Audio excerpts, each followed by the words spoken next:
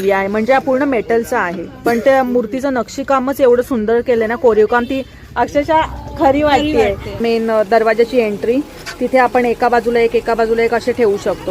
1200 तक आहे, 1200. हे बघा असं कोरीव काम केलेलं आहे.